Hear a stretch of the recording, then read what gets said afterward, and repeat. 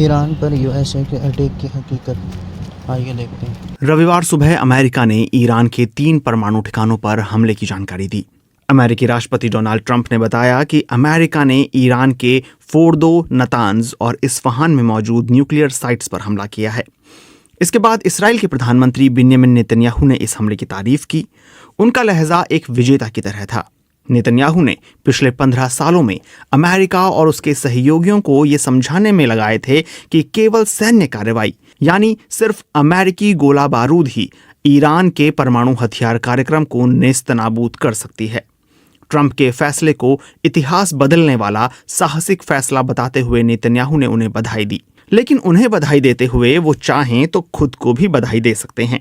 वजह यह है कि नेतन्याहू ने अमेरिकी राष्ट्रपति ट्रंप का मन बदला, जिन्होंने विदेश में सैन्य कार्रवाई के खिलाफ अभियान चलाया था और जिनके समर्थक ईरान के खिलाफ इसराइल के युद्ध में शामिल होने के घोर विरोधी थे।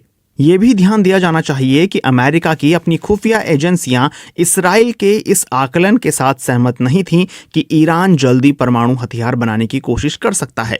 उन्होंने ये भी नहीं बताया था कि ईरान ने ऐसा करने का फैसला लिया था।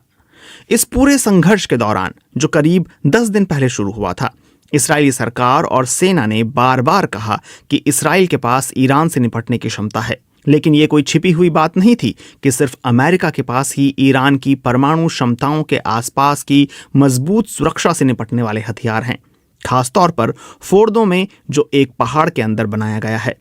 अमेरिका के B-2 बॉम्बर्स ने निश्चित रूप से युद्ध की दिशा बदल दी है, लेकिन ये और आगे बढ़ेगा या नहीं, ये इस बात पर निर्भर करेगा कि ईरान और उसके सहयोगी अब किस तरह की प्रतिक्रिया देते हैं। पिछले हफ्ते ईरान के सर्वोच्च नेता ने अमेरिका के जंग में घुसने पर उसे उचित जवाब देने की कसम खाई थी। आयतुल्लाह अली खमेनेई ने कहा था कि अमेरिकियों को ये जान लेना चाहिए कि अमेरिकी सेना की किसी भी तरह की दखलंदाजी से ऐसा नुकसान होगा जिसकी भरपाई नहीं की जा सकेगी। शनिवार को यमन के हूती विद्रोहियों ने धमकी दी थी कि अगर अमेरिका जंग में कदम रखता है तो लाल सागर में उसके जहाज़ों को निशाना बनाया जाएगा। हूती विद्रोही ईरान के कट्टर सहयोगी माने जाते हैं। इसका मतलब ये कि मध्य पूर्व में अमेरिकी सैन्यकर्मी, व्यापार प्रतिष्ठान और नागरिक अब संभावित टारगेट बन सकते हैं। ईरान कई तरीकों से जवाबी हमला कर सकता है। अगर वो चाहे तो खाड़ी में अमेरिकी युद्धपोतों या ठिकानों पर हमला कर सकता है और खाड़ी से तेल की आवाजाही को बाधित कर सकता है। इससे पेट्रोल की कीमतें आसमान छू सकती हैं। अमेरिका ने संकेत दिया है कि फिलहाल उसकी सैन्य कार्रवाई पूरी हो चुकी है और वह ईरान में सत्ता बदलने को लेकर कोई दिलचस्पी नहीं रखता। अमेरिका का ये बयान ईरान को इशारा दे सकता है कि उसे अपनी प्रतिक्रिया सीमित रखनी चाहिए। मुमकिन है कि ईरान अमेरिकी ठिकानों पर ऐसे हमले करे जिनसे ज्यादा जानमाल का नुकसान ना हो, या फिर क्षेत्र में अपने सहयोगियों के जरिए ऐसा करने की कोशिश करे।